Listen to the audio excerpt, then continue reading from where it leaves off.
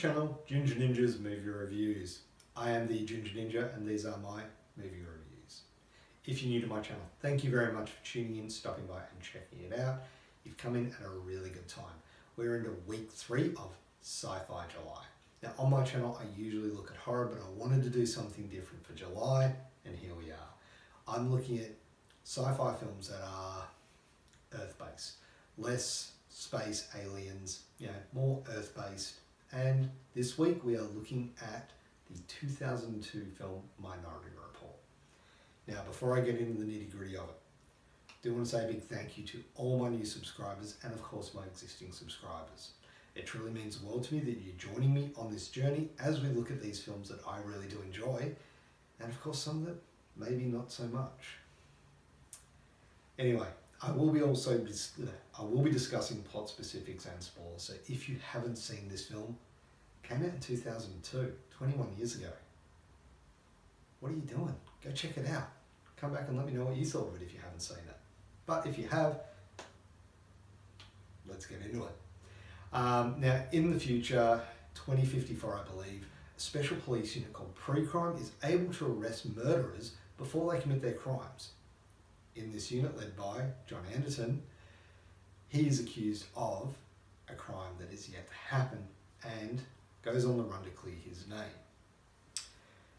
Now, this here is my Blu-ray copy. It is Blu-ray, DVD and digital feature, or digital thing. I don't even know if that digital code works anymore, whatever. But it has a whole host of special features. I'm not going to get into them. If I can, I will pop them up on the screen. Anyway, our main star, Tom Cruise. He is the headliner of this film and he does a fantastic performance as John Anderton. He skillfully portrays a very complex character who is burdened by guilt and has an unwavering desire for redemption. There is a huge emotional depth to the role and it enhances the film's overall impact. The supporting cast including Colin Farrell, who, in all honesty, I completely forgot he was in this film until I put it on. And when I saw him come on screen, I'm like, how did I forget Colin Farrell was in this? I mean, Colin Farrell is great in pretty much every movie he does. Even, the Fright Night remake, he was good in that. Look at his performance in Daredevil as Bullseye. He was good in that. He was pretty much one of the only good things about it. But, yeah. Anyway, Samantha Morton, fantastic as the precog Agatha. Very strong performance from her. I really haven't seen her in a lot of things. I've seen her in this and The Walking Dead. I can't think of anything else. But in both those roles, I really enjoyed her performance. The rest of the cast do a really good job as well, including Max von Sydow. But our main performer is Tom Cruise. He does a fantastic job, like I said. All the characters are fleshed out really well. Of Colin Farrell, Samantha Morton, Max von Sydow, their backstories are well developed, their stories are really well done and all intertwine into the overall plot. Their struggles and growth continue to or contribute to the film's emotional resonance, and it does add a lot of depth to what could have been just a mere futuristic spectacle. This could have been a standard shoot-'em-up action thriller, but the depth that these characters bring to their roles really makes it stand out. In fact, little off-topic, but a little side note with Colin Farrell and this film. This film was actually originally meant to be a sequel to Total Recall. Total Recall being Arnold Schwarzenegger film, which had a remake starring Colin Farrell. So there you go. A little bit of a here and there about that, but let's get back on topic. Now, the directing and the writing in this film. This is going to be tough because there's some parts of this film I want to discuss a little bit later on, so bear with me as I piece together all the threads. Now look, it's a Spielberg film. Minority Report boasts impressive and breathtaking visuals, and it's got impeccable cinematography. The futuristic setting is well crafted. The cityscapes look good. The technology has a very sleek, minimalistic aesthetic. The film's colour palette, which you can see in the back here, I'll just jump out of the road for a moment, has a lot of cool blues and different vibrant reds and yellows, which really highlight different themes in it, and they emphasise the themes of surveillance and danger. In fact, one of the surveillance themes, here's one of the yellow balls coming down there, you'll see. That just, like I said, those vibrant colours really stand out against the blue, and that's what really draws your eyes to these things. There is a scene in this where John Anderton is walking along and they scan your eyes, and then they bring up ads based on that person. I really found that interesting given nowadays with technology, and I'll discuss this a little bit later as well, but I don't want to touch on it now. If you, and I got a running joke where I'll say something, my phone's just over there, a minute later, I'll have ads coming up for it in Facebook, Instagram and all that, It's very, this was done in 2002, it's very, prophetic in a way. Anyway, digressing again, back on topic. The action sequences are flawlessly choreographed and shot, and they provide a thrilling visual experience. The high-speed chases on futuristic freeways to the intense hand-to-hand combat. The film has this kinetic energy which keeps you, as a viewer, on the edge of your seat. There is one particular scene which is really just well done, and part of that will lead into the effects as well, and the style of technology that they use in this film. Now, like I said, the visuals are stunning, and the futuristic setting is incredibly immersive. It feels like you're moving from a normal, average, everyday suburban area to this city which is futuristic, and it just does it seamlessly and really immerses you in it. The technology used in the film has a somewhat sleek design, and that's in the weapons and the vehicles. So, touching on the weapons, there's a thing called a six stick. It is what it says. It's like a baton. It touches you, you projectile vomit everywhere. Yeah, good way to incapacitate someone, I guess. The halo, which is kind of like a futuristic handcuff, which they put over your head and renders you inert, I guess, or just puts you to sleep or something. Even the way the prisoners are kept, very reminiscent of Demolition Man. They're not exactly frozen, but they're in a comatose state in these sort of tubes. Really well, exceptionally well designed, and they do look amazing on screen.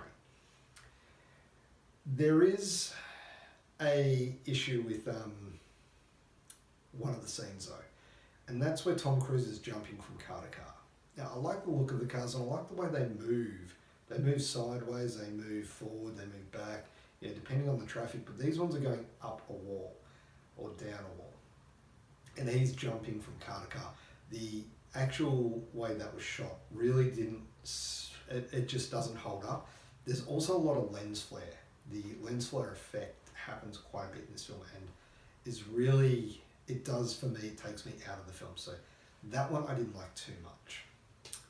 There's also one of the guns in this film, I don't even know what to call it, but it's kind of like a mini force gun.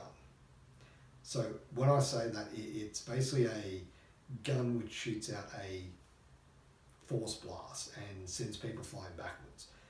It looks really cool the way Tom Cruise is using it, the way he reloads it. He twists it around, kind of like he's spinning a gun in his finger, but he's actually reloading it and cocking it. Kind of like, I guess, a good example is when Linda Hamilton as Sarah Connor in Terminator 2 is shooting the T-1000 in the furnace, and she's cocking the shotgun one-handed. That's probably the best way I can describe it. It's very similar to that, where he's reloading it one-handed and shooting it. Really well shot and well designed scene. Anyway, yeah. This is one of those movies I could probably talk about for a long time, but I'm trying to stay on topic here. Rewatchability. For me, rewatchability is a big thing because these movies are ones that I've got in my own collection. So these are ones that I've thought, okay, I will rewatch this. I will watch it again. And to be honest, I would do that with this film. It's a really well done film. The action sequences are intense and well executed. They keep you on the edge of your seat. But what really sets Minority Report apart, and this is something I mentioned earlier, and I'm going to bring into now, to do with the writing, it's the mind-bending plot, the concept of a pre-crime unit, and it poses a lot of ethical and moral questions, and it does make you ponder the nature of free will and determinism. It's a very thought-provoking story, and it does add a lot of depth to the story. Can you be arrested for a crime you haven't committed? You know, we've all thought about doing things, haven't acted on them, so is it a crime? In this movie, yes. The fact that you thought about murdering someone, well, maybe not thought about, but the way it works is you can think about killing someone, but unless you're actually going to act on it, that's when you're in trouble. Even though you haven't done that, you thought about acting on it, that's you're arrested just for that. So it does bring up that moral and ethical dilemma of, can you be arrested for something you haven't actually done? You know, they've arrested you, they've stopped the crime, it never happened, so can you be arrested for it? Wow. Anyway, they can go on and on and on. I thought that was a really good part of the movie, and it does, you know, if you watch this with your mates, you can get into those conversations. It's really, really good way to bring up a conversation. The pacing in this film does feel a bit slow at times. However, the overall narrative keeps you engaged, and the twists and turns will keep you guessing until the very end, unless you've seen it before. Then you know where it's going. But it's clever, and it's a very intricate plot, and it does leave you thinking long after the credits roll. So, overall, Minority Report. It's a captivating sci-fi thriller, and it does seamlessly blend action, suspense, and that philosophical element to it. It's got an engrossing plot, compelling characters, stunning visuals, and thought-provoking themes, and just develops an immersive film experience. I think this is a really good film, but overall, for a score, it's a tough one because I do really enjoy this film, but I think there's some scenes they could have trimmed back a little. So overall, I got to give Minority Report a 7.5 out of 10. Almost an 8, but there's just something about it that's missing. Maybe it's that lens flare. Maybe they've got too much lens flare. So I'm taking 0.5 of a point off, half a point off for lens flare. So there you have it. That is my review of Minority Report from 2002. Have you seen this film? What do you think of it? Let me know down in the comments below.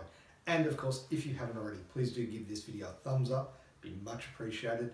Subscribe to my channel, and for future content, make sure you hit that notification bell so that way you're notified every time I do release a new video. Currently, I am releasing Monday and Tuesday Australian time. I've got a theme month and a To Be Tuesday. I've intertwined them this month. They might be a little bit different next month, we'll see. Well, you'll see when I release them. And of course, I do have my 60-second reviews, which are quick 60-second or less reviews of movies that I've watched during the week. So check them out, and if you have any requests, let me know down in the comments below. But thank you very much for watching. Have a great day.